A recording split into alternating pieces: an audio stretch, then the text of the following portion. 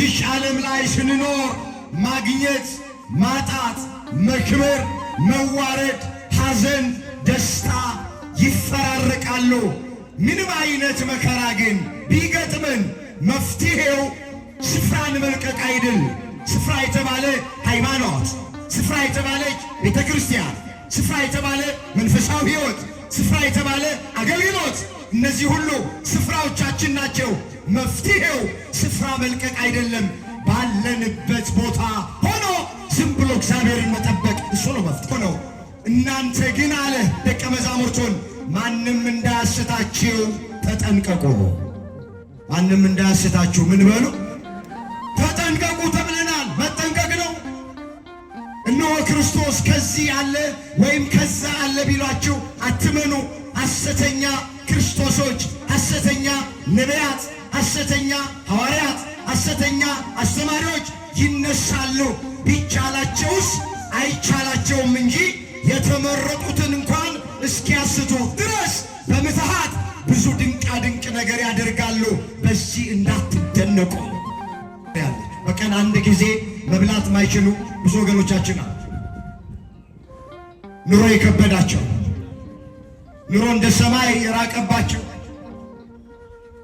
ምነው በመሸ ብለው የሚመኙ፣ ሲመሽ ደግሞ ምነው በነጋ የሚሉ፣ ዙሪያው ገደል የሆነባቸው፣ ቀኑ የጨለመባቸው፣ አጣብቂኝ ውስጥ የገቡ፣ ሰማይ የተደፋባቸው፣ የሚበላና የሚጠጣ ነገር ወገኖቼ ጥያቄ ያልተመለሰላቸው ረሃብ ውስጥ ያሉ ብዙ ወገኖቻችን አሉ። በሰላምና በጤና አስፈጽሞን በእድሜያችን ላይ ይህችን ቀን ተጨማሪ አድርጎልን ቃሉ በሚነገርበት ስፍራ ላይ የሰበሰበን የአባቶቻችን አምላክ የእኛም አምላክ እግዚአብሔር ስለማይነገር ስጦታው ቅዱስ ጳውሎስ እንደተናገረ ክብርና ምስጋና ይግባው። የእናታችን የእመቤታችን የቅድስት ድንግል ማርያም አማላጅነት አይለየን። እግዚአብሔር አምላካችን በጉባኤያችን መካከል ተገኝቶ የተሰወረውን የወንጌል ምስጢር ለሁላችንም ገልጦ የሚረባንንና የሚጠቅመንን ነገር እንዲያስተምረን የእሱ ቅዱስ ፈቃዶ ይሆነልን። ወደ ዛሬው ዕለት የወንጌል አገልግሎት ከመሄዳችን አስቀድሞ ሁላችን ባለንበት ስፍራ ላይ በፍጹም መረጋጋት ሆነን እግዚአብሔር የሚናገረውን ለመስማት ራሳችንን እናዘጋጅ። እኔን እንደቆምኩ እናንተን ደግሞ እንደተቀመጣችሁ እግዚአብሔር የቃሉን ደጅ ከፍቶ ሁላችንን እንዲያስተምረን የእሱ ቅዱስ ፈቃዶ ይሆነልን። ለዛሬ እግዚአብሔር በሰጠን ጊዜና ሰዓት የምንማማርበት የትምህርታችን ርዕስ የሚሆነው እግዚአብሔር ይጎበኛችኋል የሚል ይሆናል። ይህንን በርዕስነት ያነሳነውን ኃይለ ቃል በዚህ ስፍራ ላይ አስቀድሞ የተናገረው ዮሴፍ የተባለ አንድ ሰው ነው። ኃይለ ቃሉን በመጽሐፍ ላይ ተመዝግቦ የምናገኘው በኦሪት ዘፍጥረት በምዕራፍ 50 ቁጥር 24 ላይ የተመዘገበ ቃል። አንድ ጊዜ ገጸ ንባቡን አነበዋለሁ። እንደዚህ ይላል። ኦሪት ዘፍጥረት ምዕራፍ 50 ቁጥር 24 ዮሴፍም ወንድሞችን አላቸው፣ እኔ እሞታለሁ፣ እግዚአብሔር መጎብኘትን ይጎበኛችኋል፣ ከዚህችም ምድር ያወጣችኋል፣ ለአብርሃምና ለይስሐቅ ለያዕቆብም ወደ ማለላቸው ምድር ያደርሳችኋል። ዮሴፍም የእስራኤልን ልጆች እግዚአብሔር ሲያስባችሁ አጥንቴን ከዚህ አንስታችሁ ከእናንተ ጋር ውሰዱ ብሎ አማላቸው። ዮሴፍም በ110 ዓመት ዕድሜው ሞተ። በሽቱም አሹት፣ በግብፅ ምድር በሳጥን ውስጥ አኖሩት ይላል። ስለ ቃሉ የቃሉ ባለቤት የሰራዊት ጌታ አምላካችን እግዚአብሔር ስሙ ለዘላለም የተመሰገነ ይሁን።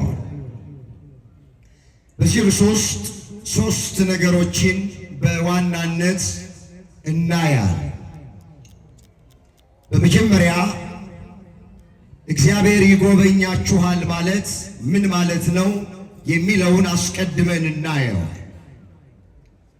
በሁለተኛ ደረጃ በመጽሐፍ ቅዱስ ውስጥ እግዚአብሔር እነማንን ጎበኘ እሱን እንመለከተዋል።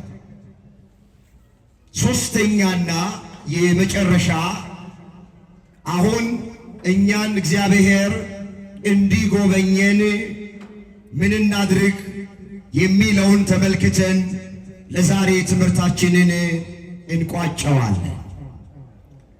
ቆሞ ለመናገር ቁጭ ብሎም ለማድመጥ ጥበብ ከእግዚአብሔር ሲሰጥ ብቻ ነውና ለእኔ ለባሪያው ተናጋሪ የሆነ አንደበትን ለእናንተም ለሰሚዎቹ አስተዋይ የሆነ ልቡናን ቸሩ አምላካችን እግዚአብሔር ለሁላችንም በቸርነቱ ያድለን።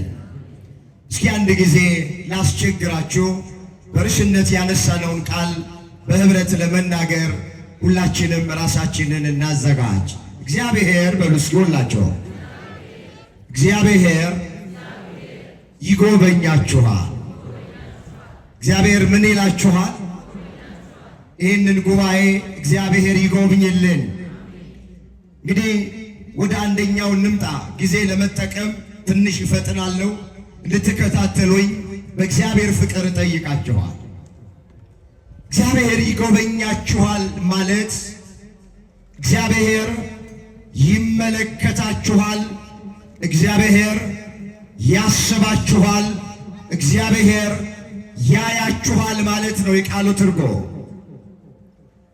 ወገኖቼ እግዚአብሔር ሲጎበኘን የተቆጣች ሰማይ ዝናብ መስጠት ትችላለች።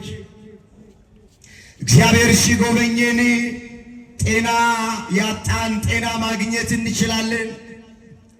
እግዚአብሔር ሲጎበኘን ያዘንን ሐዘናችን ለደስታ ይለወጣል። እግዚአብሔር ሲጎበኘን በሕይወታችን ተራራ የሆነብን ነገር ደልዳላ ሜዳ ይሆንልናል። ባህር እየተከፈለ በደረቅ መሻገር እንችላለን። እግዚአብሔር ሲጎበኘን እንጀራ ያጣን ሰዎች እንጀራ እናገኛለን። የታሰርን ሰዎች ከስራታችን እንፈታለን። የተጨነቅን ሰዎች ከጭንቀታችን እንረጋጋለን። የአልቃሾች እንባ ይታበሳል። ብቻ እግዚአብሔር ሲጎበኘን የጎደለው ነገር ሁሉ ይሞላል። ባጭሩ እግዚአብሔር ይጎበኛችኋል ማለት እግዚአብሔር ይመለከታችኋል ማለት፣ እግዚአብሔር ያስባችኋል ማለት፣ እግዚአብሔር ያያችኋል ማለት ነው። ወገኖቼ በዚህ ዘመን ሀገራችን ኢትዮጵያ የእግዚአብሔርን ጉብኝት የምትፈልግበት ወቅት ነው። ቤተ ክርስቲያናችን የእግዚአብሔርን ጉብኝት የምትፈልግበት ጊዜ ነው። የእያንዳንዳችን ሕይወት የእግዚአብሔር ጉብኝት የሚፈልግበት ወቅት ላይ ነው ያለ። በዚህ ዘመን እግዚአብሔር ካላሰብን፣ እግዚአብሔር ካልተመለከተን፣ እግዚአብሔር በምሕረት አይኖ ካላየን ኑሮ በጣም ከባድ ነው። አይኖቻችን የሚያዩት፣ ጆሮቻችን የሚሰሙት አስጨናቂ ነገር ነው። ብዙ ሰዎች በሕይወት ከመኖር ይልቅ ሞታቸውን እየለመኑ ነው ያሉት። ታውቃላችሁ። እግዚአብሔርማ ኢትዮጵያን ተዋት፣ እግዚአብሔርማ ቤተ ክርስቲያኒቱን ተዋት፣ እግዚአብሔርማ እኛን ተወን፣ አያስበንም፣ አያየንም፣ አይመለከተንም እያሉ ብዙ ሰዎች ኑሮ ከብዷቸው እየተጨነቁ ነው። ያ የትምህርቱ መሰረታዊ ዓላማ ከዚህ ውስጥ ወጥተን እግዚአብሔር እንደሚያስበን፣ እግዚአብሔር እንደሚመለከተን፣ እግዚአብሔር እንደሚጎበኘን ማሳየት ነው የትምህርቱ መሰረታዊ ዓላማ። ወደ ሁለተኛው እስኪ እንምጣ። እግዚአብሔር በመጽሐፍ ቅዱስ እነማንን ጎበኘ? ከብሉይ ኪዳን አንድ፣ ከአዲስ ኪዳን አንድ ለአብነት እመለከታለሁ። ሁሉን እንዳልተርክ ጊዜ ስለሌለን ሐዋርያው ቅዱስ ጳውሎስ በሃይማኖት ለወለዳቸው በዕብራውያን ለሚገኙት ክርስቲያኖች ሲጽፍላቸው ስለ ሶምሶንና ስለ ባርቅ፣ ስለ ዮፍታሔና ስለ ሳሙኤል፣ ስለ ቀሩትም ነቢያት እተርክላችሁ ዘንድ ወደድኩ፣ ሁሉን እንዳልተርክላችሁ ጊዜ የለኝም አላቸው። ዕብራውያን 11 ቁጥር 32 ላይ የተመዘገበ እግዚአብሔር ቃል። እኛም አሁን በእግዚአብሔር የተጎበኙትን ሁላቸውንም ለመተረክ ጊዜ አይበቃንም። ግን ለአብነት ቅድም እንዳለን ከብሉይ ኪዳን አንዱን ከአዲስ ኪዳንም አንዱን አንስተን እናየዋል። ብሉይ ኪዳንን ስናነሳ ከብዙዎቹ መካከል በእግዚአብሔር ከተጎበኙት የምናገኛቸው የቤተልሔምን ሕዝቦች ናቸው።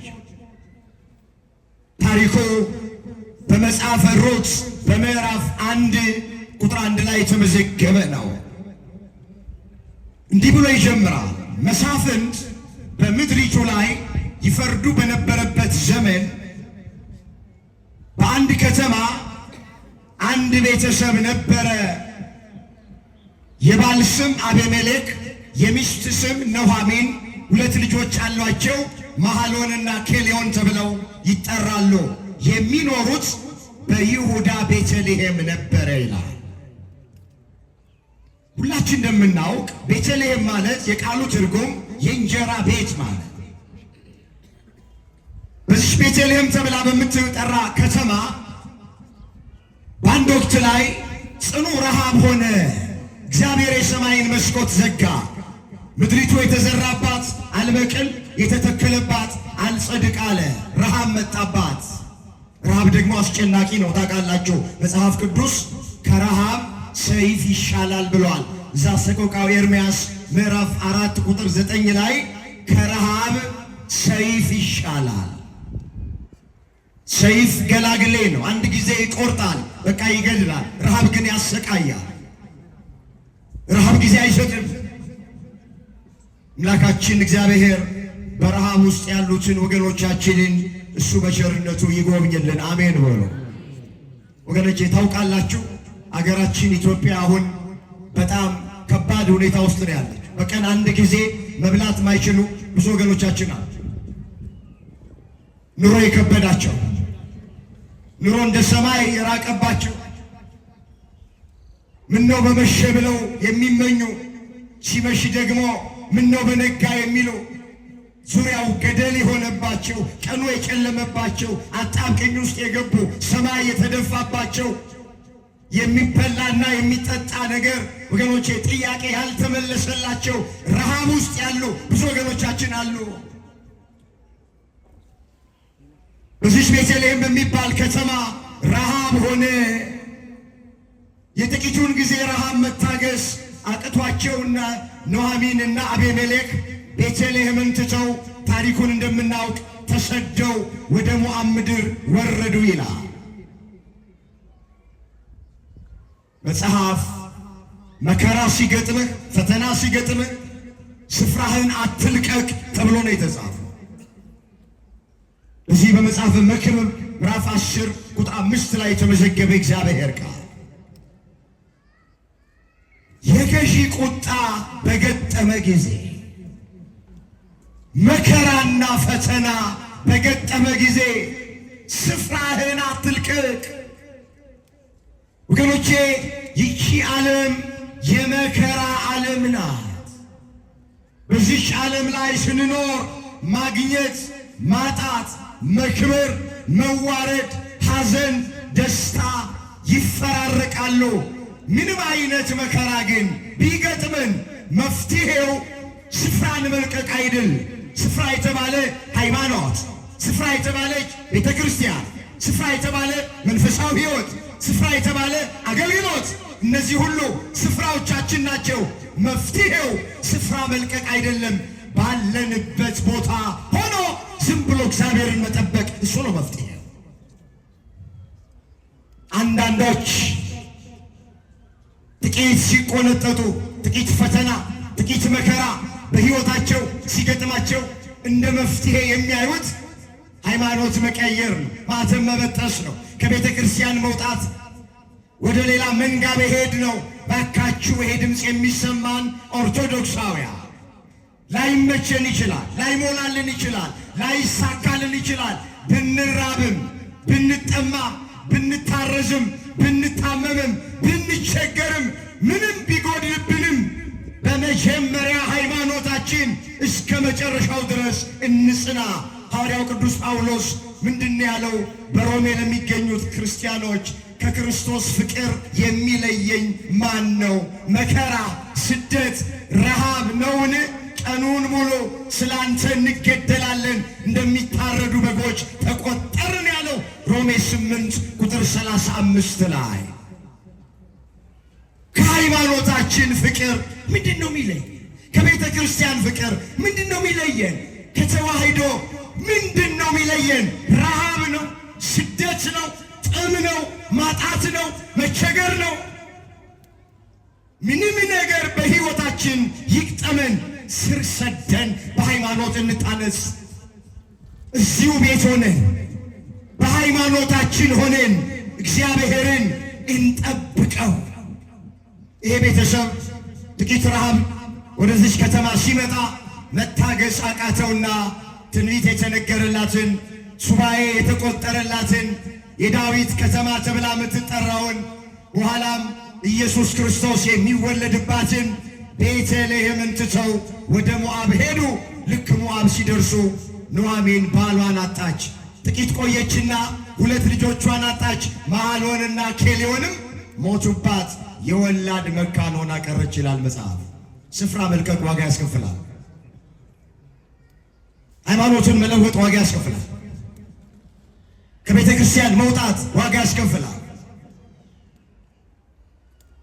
አሁን ትናንትና በሚያስገመግም ድምፃቸው ይሰብኩ የነበሩ አንዳንዶች፣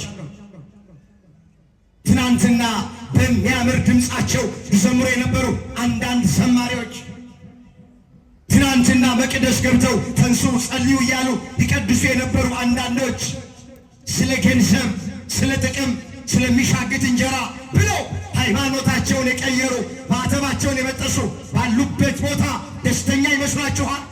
እስኪ እውነቱን እንነጋገር። ሃይማኖታቸውን የለወጡ ስፍራቸውን የለቀቁ ከቤተ ክርስቲያን የወጡ ሰዎች ባሉበት ስፍራ ላይ ደስተኞች ይመስሏችኋል? ደስተኛ አይደለም።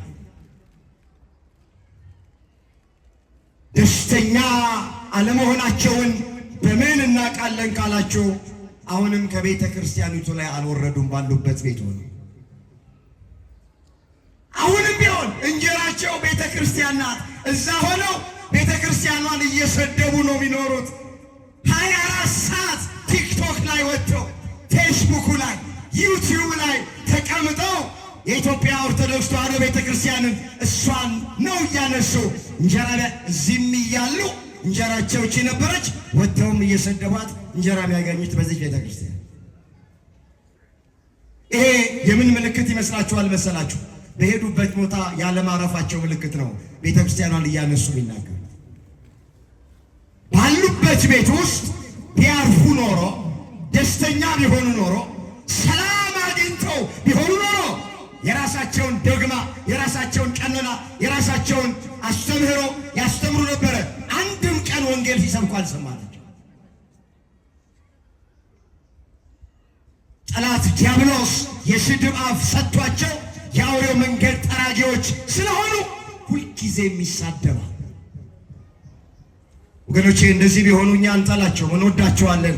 እግዚአብሔር አንዳንዶቹ እንደተመለሱ የቀረውትንም ልብ ሰጥቶ እግዚአብሔር ይመልስልን።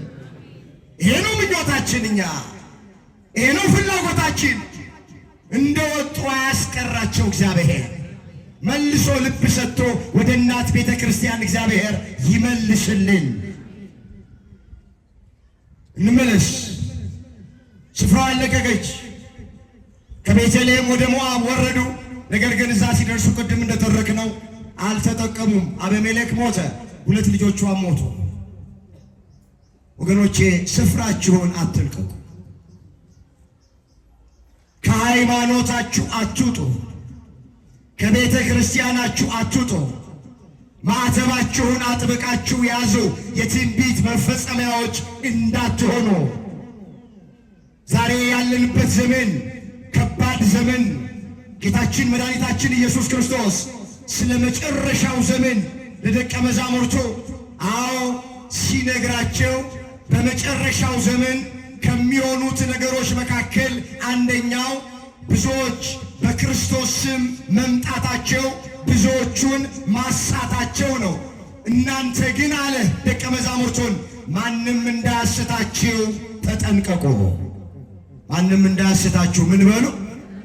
ተጠንቀቁ ተብለናል። መጠንቀቅ ነው። እነሆ ክርስቶስ ከዚህ አለ ወይም ከዛ አለ ቢሏችሁ አትመኑ። ሐሰተኛ ክርስቶሶች፣ ሐሰተኛ ነቢያት፣ ሐሰተኛ ሐዋርያት፣ ሐሰተኛ አስተማሪዎች ይነሳሉ። ቢቻላቸውስ አይቻላቸውም እንጂ የተመረጡትን እንኳን እስኪያስቱ ድረስ በምትሃት ብዙ ድንቃ ድንቅ ነገር ያደርጋሉ። በዚህ እንዳትደነቁ። የትንቢት መፈጸሚያ እንዳንሆን አምላካችን እግዚአብሔር ሁላችንን ይጠብቃል። ሐሰተኛ ነቢያት፣ ሐሰተኛ ሐዋርያት ተነስተዋል፣ እንደ አሸን ፈልተዋል፣ ምድሪቱን አጥልቅልቀዋታል።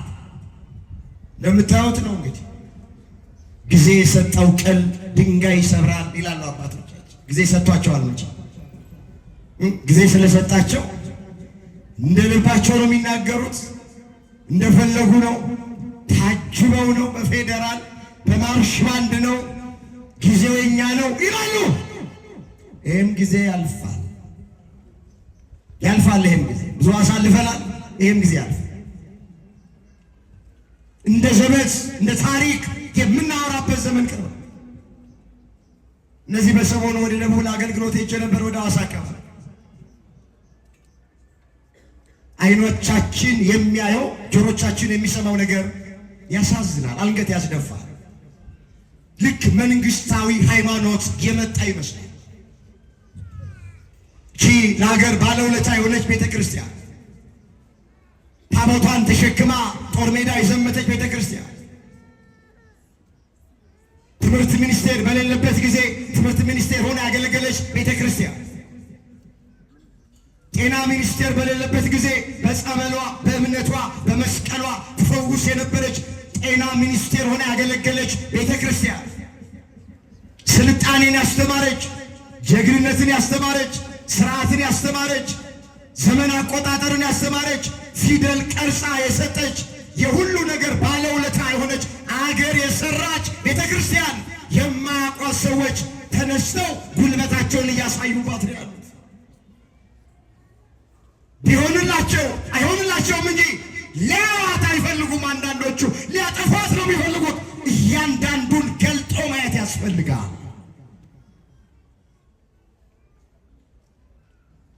ኦርቶዶክሳውያን ተስፋ እንድትቆርጡ አይደለም የምንነግራቸው፣ ግን እየሆነ ያለውን ነገር፣ እየተፈጸመ ያለውን ነገር፣ እየተደረገ ያለውን ነገር እንድናውቀው እንድናስተውለው፣ ዘመኑን እንድንዋጀው ነው።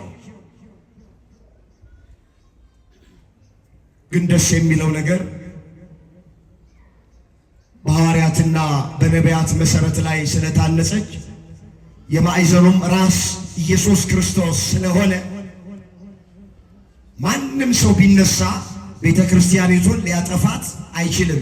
የሚጠብቃት አይተኛም፣ አያንቀላፋ። ባለቤቷ ኢየሱስ ክርስቶስ ነው። በደሙን የመሰረታት ስጋውን ቆርሶ ደሙን አፍስሶ ነው የኢትዮጵያ ኦርቶዶክሳዊት ተዋህዶ ቤተ ክርስቲያንን የመሰረታት ኢየሱስ ክርስቶስን። እሱ ነው መስራቸው። ትናንትም የተነሱት እንዳመጣጣቸው ሄደዋል። ዛሬም ያሉት መሄዳቸው አይቀርም። የጊዜ ጉዳይ ነው። ምናልባት አሁን አይኖቻችን አንዳንድ ነገር ሲያዩ ጆሮቻችን አንዳንድ ነገር ሲሰሙ ሊጨንቀን ሊከብደን ምን እየሆነ ነው ልንል ይገባል። እኛ የድርሻችንን እንወጣ እንጂ ቤተ ክርስቲያኒቱን ማንም ታግሎ አይጥላትም። በዲዮቅልጥያኖስ ዘመን ያልጠፋች ቤተ ክርስቲያን በዘመኑ ዲዮቅልጥያኖሶች አጠፋ። በነ መክሲሚያኖስ ያልጠፋች ቤተ ክርስቲያን በዘመኑ መክሲሚያኖሶች አጠፋ። በነ ዮዲት ጉዲት ያልጠፋች ቤተ ክርስቲያን በዘመኖቹ ዮዲት ጉዲቶች አጠፋ። በነ አሪዮስ፣ በነ ንስጥሮስ፣ በነ መቅዶኒዎስ፣ በነ ሰባሊዮስ፣ በነ ይሁዳ ያልጠፋች ቤተ ክርስቲያን በዘመኖቹም ሐሰተኞች አትጠፋም። እንደውም እየሰፋን ክብር ይግባ አመስግኑት እየበዛን ጠጠር መጠያ ጠፍቶ በመቅደሱ ተሰብስበን ይኸው እግዚአብሔርን እያመለክነው ነው። ክፉ ጎረቤት ዕቃ ያስገዛል ይላሉ አባቶቻችን። እግዚአብሔር አምላክ ሁላችንን በመጀመሪያ ሃይማኖት እስከ መጨረሻው ድረስ ያጽናል። የትንቢት መፈጸሚያዎች እንዳንሆን እግዚአብሔር ሁላችንን ይጠብቃል። ስለዚህ ስፍራዋን ለቀቀች፣ እንመለስ። ሚስጥር እየሳበን እንዳይሰፋ። ልክ እሷ ሞዓብ ስትደርስ ቤተልሔምን ለቀው ሞዓብ ሲደርሱ መጽሐፉ ምን ይላል? እግዚአብሔር ቤተልሔምን ጎበኛት ይላል። እስኪ እግዚአብሔር በሉ። ብዙ ናችሁ፣ ድምፃችሁ ትንሽ አነስ ይላል። በደንብ እስኪ ድምፃችሁን አውጡና እግዚአብሔር በሉ። ቤተልሔምን ጎበኘ። ቤተልሔምን ምን አለ? ጎበኘ። የረሃቡ ዘመን አለፈ። እግዚአብሔር ይጎበኛችኋል ነው ርሳች። ቤተልሔምን እግዚአብሔር ጎበኘ። እግዚአብሔር የጉብኝት ጊዜ አለው። የሰማይን መስኮት ከፈተ እግዚአብሔር። ምድሪቱ የተዘራባት ይበቅል፣ የተተከለባት ይጸድቅ ጀመረ። ታግሰው የጠበቁ ሰዎች በእግዚአብሔር ተጎበኙ። የረሃቡ ዘመን አለፈ። የችግሩ ዘመን አለፈ። ወገኖቼ ሁሉም ያልፋል። ረሃቡ ሲያልፍ ጥጋቡ መጣላቸው። ሁልጊዜ የሚመጣው ቀጣዩ ተቃራኒ ነው። ጨለማው አልፎ ብርሃን ነው የሚመጣው። በጋው አልፎ ክረምት ነው የሚመጣው። ማጣት ሲያልፍ ማግኘት ይመጣል። ውርደት ሲያልፍ ክብር ይመጣል። ለቅሶ ሲያልፍ ሳቅ ይመጣል። ሁሉም የሚመጣው ተቃራኒ ነው። ረሃቡ አለፈ በቤተልሔም ላይ። እግዚአብሔር ቤተልሔምን ጎበኛት፣ ከተማይቱ ተባረከች። እግዚአብሔር ይጎበኛቸዋል። በብሉይ ኪዳን እግዚአብሔር የጎበኛቸው የቤተልሔምን ሰዎች ናቸው። ጥቂት ጊዜ ረሃብ ነበረ፣ እርግጥ ነው። ጥቂት ጊዜ መከራ ነበር በቤተልሔም ላይ። ጥቂት ጊዜ ችግር ነበረ፣ ግን ችግሩ አለፈ። ችግሩ ዳዊት ምን ብሎ ነው የዘመረው? ቁጣው ለጥቂት ጊዜ ነው፣ ሞገሱ ግን ለሕይወት ዘመን ነው። ለቅሶ ማታ ይመጣል፣ ጠዋት ግን ደስታ ይሆናል አለ። መዝሙር 29 ቁጥር 5 ላይ የተመዘገበ እግዚአብሔር ቃል። እስኪ ቁጣው በሉ ለጥቂት ጊዜ ነው፣ ሞገሱ ግን ለሕይወት ዘመን ነው። ለቅሶ ማታ ይሆናል፣ ጠዋት ግን ደስታ ይመጣል። ደስታ ከመከራ በኋላ ነው የሚመጣው። ደስታ ከማጣት በኋላ፣ ከችግር በኋላ፣ ከሐዘን በኋላ ነው። መጀመሪያ ሐዘን፣ ከዛ ደስታ። መጀመሪያ ረሃብ፣ ከዛ ጥጋብ። መጀመሪያ ሕመም፣ ከዛ ጤንነት። መጀመሪያ መዋረድ፣ ከዛ መክበር። መጀመሪያ ለቅሶ፣ ከዛ ሳቅ። በቤተልሔም ላይ መጀመሪያ ረሃብ፣ ከዛ በኋላ ጥጋብ። ታገሱ። የመጀመሪያ በብሉይ ኪዳን በእግዚአብሔር የተጎበኙት አሁን ታሪኩን የተረክንላቸው የቤተልሔም ሰዎች ናቸው። ወደ አዲስ ኪዳን እንምጣ እስኪ። እግዚአብሔር በአዲስ ኪዳን ማንን ጎበኘ? ብዙዎቹን ጎብኝቷቸዋል እግዚአብሔር። ለአብነት ግን አሁንም አንድ አያል በዚህ በሉቃስ ወንጌል በምዕራፍ 7 ቁጥር 11 ጀምሮ የተመዘገበውን አየዋል። እንደዚህ ይላል። በነጋው ናይን ወደምትባል ወደ አንዲት ከተማ ሄደ። ደቀ መዛሙርቱም ብዙ ሕዝብም ከእርሱ ጋር አብረው ሄዶ ወደ ከተማይቱም በር ቀረበ። እነሆ የሞተ ሰው ተሸክመው አወጡ። እርሱም ለእናቱ አንድ ልጅ ነበረ፣ እሷም መበለት ነበረች። ታሪኩ ሁላችን እንደምናውቅ ጌታችን መድኃኒታችን ኢየሱስ ክርስቶስ የተነገረው ትንቢት እንዲፈጸም የተቆጠረው ሱባኤ ባለቀ ጊዜ ከሰማይ ሰማያት ወረደ። ከእናታችን ከእመቤታችን ከቅድስተ ቅዱሳን ከንጽሕተ ንጹሐን ከድንግል ማርያም ከወላዲት አምላክ ከሥጋዋ ሥጋ ከነፍሷ ነፍስ ነስቶ በአጭር ቁመት በጠባብ ደረት ተወስኖ በቤተልሔም ዋሻ በከብቶች ግርግም ተወለደ። ከዚህ በኋላ ነው ቀስ በቀስ በየጥቂቱ አደገ ይላል መጽሐፍ። የ30 ዓመት ጎልማሳ ሲሆን በዮሐንስ እጅ በዮርዳኖስ ወንዝ ተጠመቀ። ወዲያ ወደ ገዳመ ቆሮንቶስ ገባ። 40 መዓልት 40 ሌሊት ከቆመ ሳይንቀሳቀስ ከዘረጋ ሳያጥፍ ያለምንም እህል ውሃ ጾመ፣ ጸለየ። በዲያብሎስ ተፈተነ፣ ዲያብሎስን ድል አደረገው። ዲያብሎስን ድል የምናደርግበትን ጾም ስርዓት አድርጎ ሰራልን። አሁን እየጾምን ያለነው ጾም ኢየሱስ ክርስቶስ የጾመው ጾም ነው። ማነው የጾመው ጾም ነው አልኳችሁ? እግዚአብሔር የጀመርነውን ሱባኤ በሰላም አስፈጽሞ ሁላችንን ለብርሃነ ትንሣኤው ያድርሰን። እሱን ነው አብነት አድርገን እሱን ምሳሌ አድርገን ከኔ ተማሩ ስላለን ከሱ ተምረን እኛ ኦርቶዶክሳውያን እንጾማል። ከኛ ቤተ እምነት ውጭ ያሉ ሰዎች ጾሙ ሲሏቸው አይ ጌታ ጾሞልኛል ትላለች። እስኪ አንድ ጥያቄ ልጠይቃችሁ። ጌታ በዚህ ምድር ሳለ በልቷል አልበላም? በልቷል እንጂ በደንብ በልቷል። ፍጹም ሰው ነው፣ ፍጹም አምላክ ነው ኢየሱስ ክርስቶስ። ስለዚህ ይበላል። ጌታ በልቶልኛልና አልበላም ይላሉ አይሉ? መብሉ ላይ ያስነኩታል። ጾም ጋር ሲመጣስ ጌታ ስለ ጾመልኝ አልጾምም ትላለች። ወገኖቼ እግረ መንገዳችንን ያለነው ጾም ላይ ስለሆነ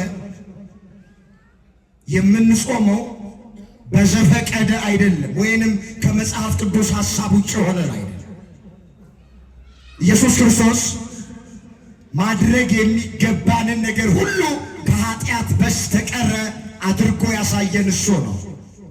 ጾሙ ቢለን ጾሞ፣ ጸልዩ ቢለን ጸልዮ፣ ትሑቱኑ ቢለን ትሑት ሆኖ፣ ይቅርታ አድርጉ ቢለን ጎኑን በጦር የወጉትን እጆቹን በሚስማር የቸነከሩትን የሸዋ አክሊል የደፉበትን አባት ሆይ የሚያደርጉትን አያውቁምና ይቅር በላቸው ብሎ ይቅርታ ማድረግን ያስተማረን ኢየሱስ ክርስቶስ ነው። ስንቱን ልተርክላችሁ።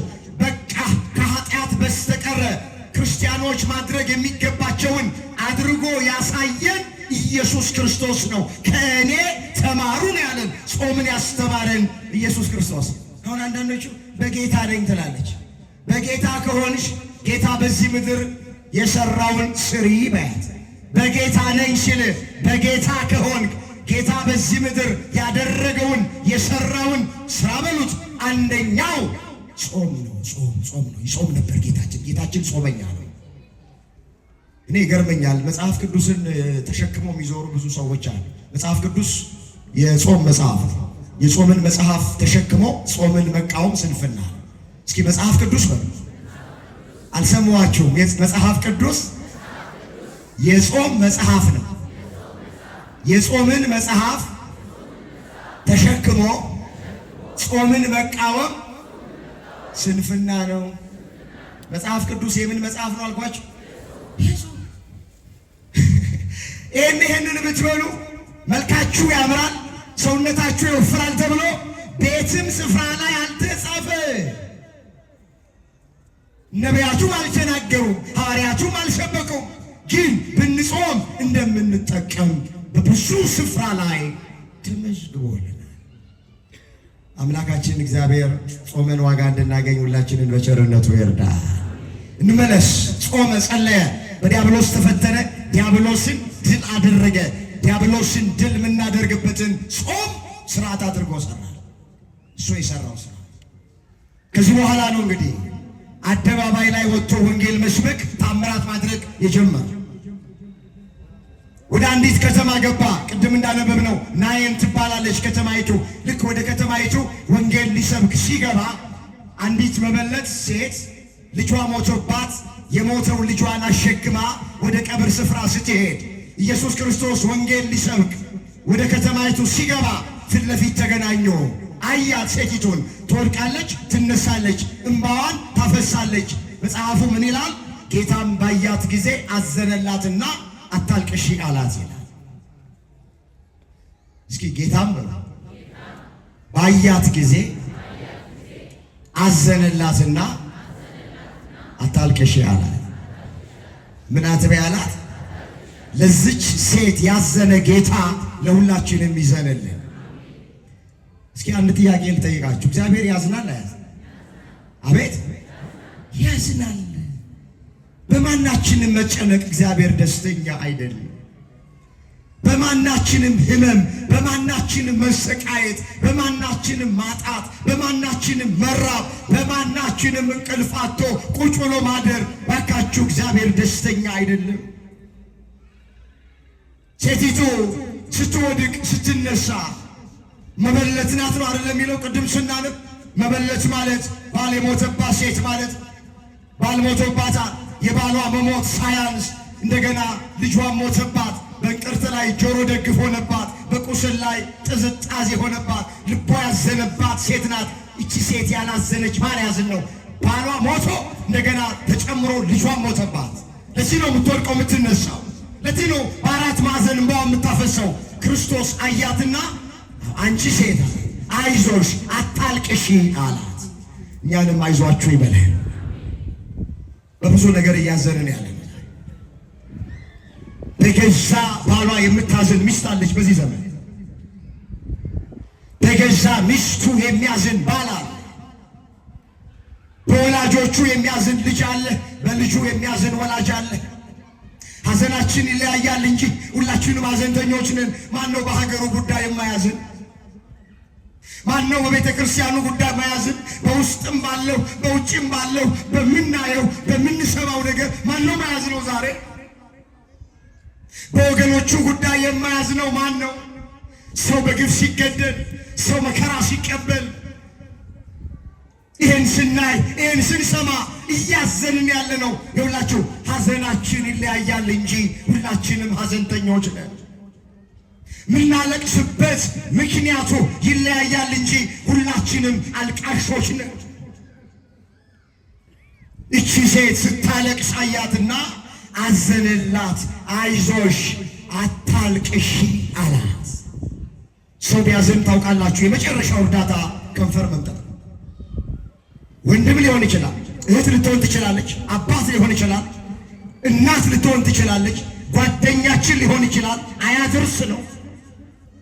ተቸግረን አይቶ፣ ተርበን አይቶ፣ ተጠምተን አይቶ፣ ታመን አይቶ፣ 5 እና 10 ሳንቲም ቸግሮን አይቶ ሰው ካዘነ የመጨረሻ እርዳታው ከንፈር መምጠጥ ነው።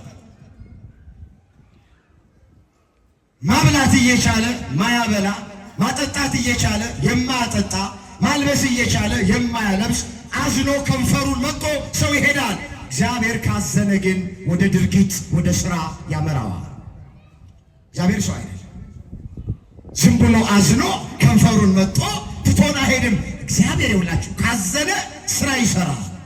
ተርበን እንደሆነ ምንበላውን ይሰጠናል። ተጠምተን ከሆነ ያጠጣናል። ታርዘን ከሆነ ያለበስናል። ታመን ከሆነ ይፈውሰናል። ተጨንቀን ከሆነ ከጭንቀታችን ያረጋጋናል። እግዚአብሔር ካዘነ ወደ ሥራ ወደ ድርጊት ያመራዋል። አያት፣ አዘነላት። ታሪኩን ላሳጥር። ቁሙ አላቸው። አስክሬኑን አውርዱ አላቸው። አወረዱት። ቀረብ አለ ኢየሱስ ክርስቶስ ወደ ሞተው።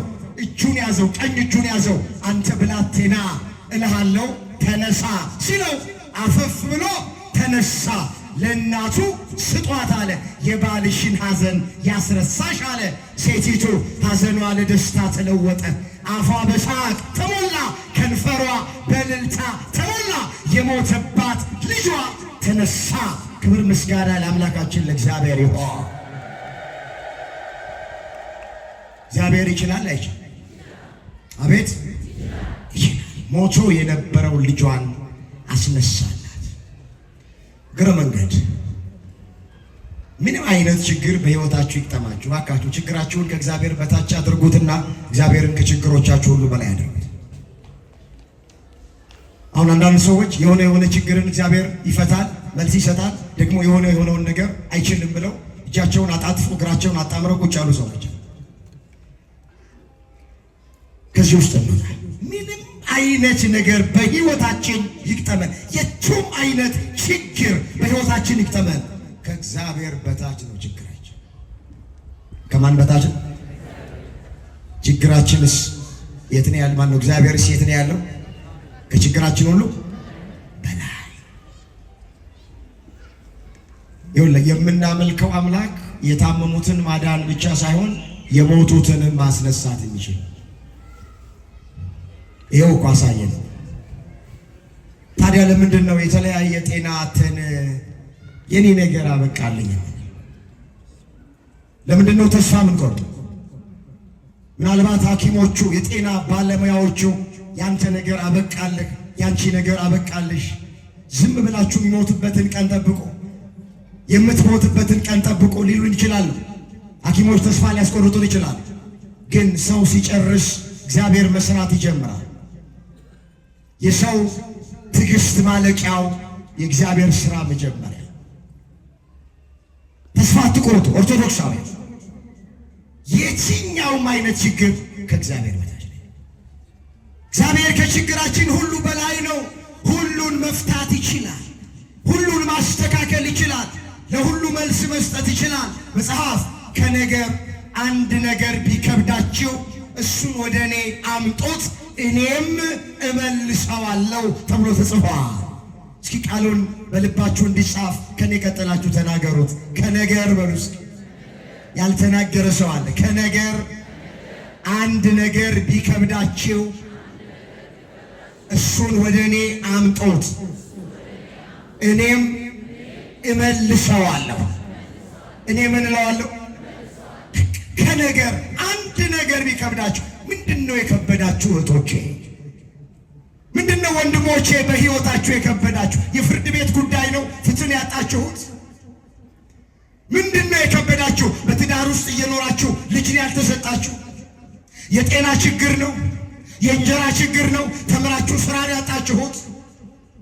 በትዳራችሁ ሰላም የላችሁም፣ ፍቅር የላችሁም። ምንድነው ከነገር የከበዳችሁ ነገር? መጽሐፍ እንደዚህ ይላል፣ ከነገር አንድ ነገር ቢከብዳችሁ እሱን ወደ እኔ አምጦት እኔ እሰራዋለሁ፣ እኔ አስተካክለዋለሁ፣ እኔ መልሰዋለሁ። ለእግዚአብሔር ለቃሉ ታማኝ የሆነ አምላክ አምጦት በጸሎት አምጦና ጣሉት። እግዚአብሔር የከበደብንን ነገር ሁሉ ያቀልልን። በገጠመን መከራ ሁሉ እግዚአብሔር መውጫውን ያዘጋጅልን። አዎ የሞተ ልጇን አስነሳ። ወደምፈልገው ቃል ልምጣ። እዚሁ ሉቃስ 7 ቁጥር 16 ላይ እንደዚህ ይላል፣ ሁሉም ፍርሃት ያዛቸው ይላል። ልክ የሞተው ልጅ ሲነሳ ታላቅ ነቢይ በእኛ መካከል ተነስቷል አሉ። ደግሞ እግዚአብሔር ሕዝቡን ጎበኘ አሉ። እስኪ እግዚአብሔር ሕዝቡን ጎበኘ። ርዕሳችን ምንድን ነበር? እግዚአብሔር ምን ይላችኋል? ደግሞ እግዚአብሔር ሕዝቡን ጎበኘ እያሉ እግዚአብሔርን አመሰገኑ። ታሪክ ተቀየረ፣ ነገር ተገለበጠ። የሞተባት ልጇ ተነሳ፣ ሕይወት ዘራ፣ የባሏን ሐዘን ይረሳ።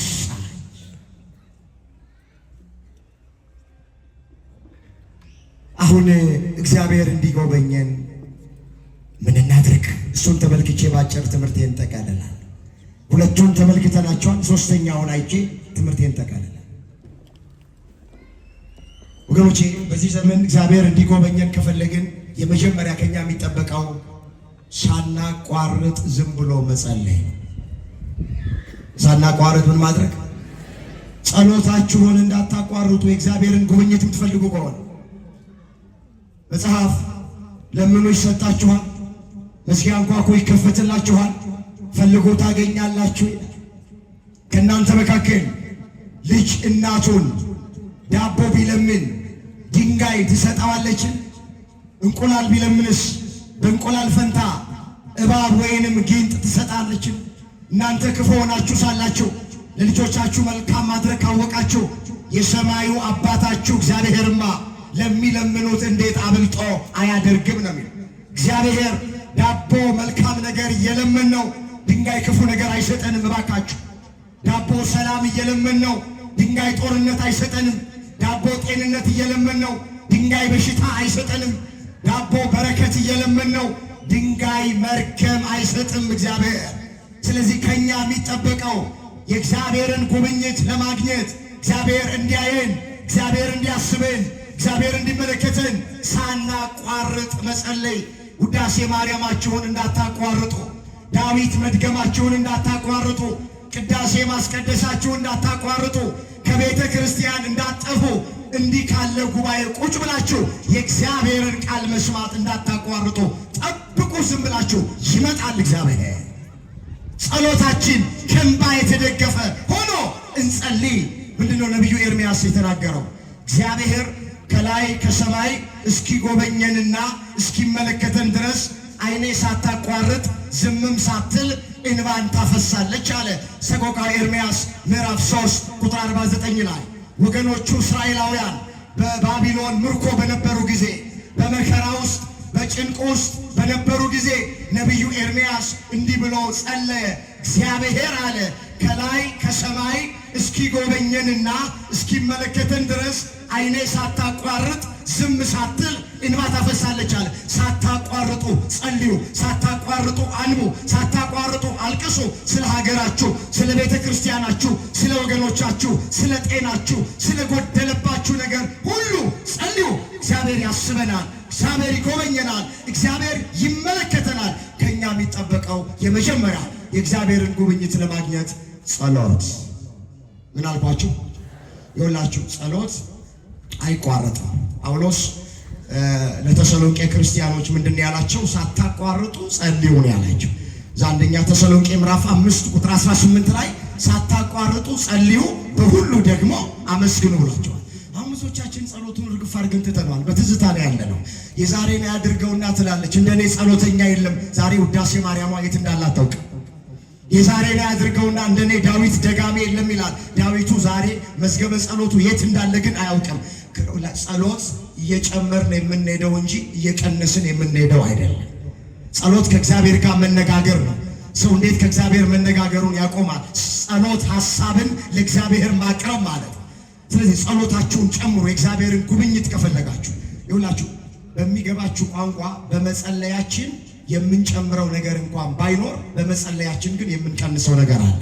ምን እንቀንሳለን ካላችሁ፣ የሚጸልይ ሰው ፍርሃትን ይቀንሳል፣ የሚጸልይ ሰው ጭንቀትን ይቀንሳል፣ የሚጸልይ ሰው ብቸኝነትን ይቀንሳል። ስለዚህ በመጸለያችን ከምናገኘው ጥቅም ባሻገር ደግሞ ምን ቀንሰው ነገር አለ። ጸሎተኛ ሰው እኮ አይፈራም፣ ታውቃላችሁ፣ ምንም ቢመጣበት አይፈራም። ስለዚህ ጸልዩ፣ አሁንም ጸልዩ፣ አሁንም ጸልዩ። የመጨረሻ እግዚአብሔር እንዲጎበኘን በትዕግስት ሆነን እንጠብቀው። በምን ሆነን እንጠብቀው? በትዕግስት ይመጣል። በለሷን የጠበቀ ፍሬዋን ይበላል፣ ጌታውን የጠበቀ ይከብራል ተብሎ ተጽፏል። እዛ ምሳሌ 27 ቁጥር 18 ላይ የተመዘገበ ቃል። እስኪ በለሷን በሉ። የጠበቀ ፍሬዋን ይበላል፣ ጌታውንም የጠበቀ ይከብራል። በቃ ጌታውን የጠበቀ በትዕግስት የጠበቀ ይከብራል፣ ይጎበኛል። ትዕግስት ብቻ ነው እግዚአብሔር ከኛ የሚፈልገው። ያ ኢዮብ እስኪ ባይነልናችሁ ሳሉት የመጨረሻ ቃል ጤናውን አጣ፣ ሀብት ንብረቱን አጣ፣ ልጆቹን አጣ። 3 መከራ በሕይወቱ ደረሰበት። 3 ታላላቅ መከራ።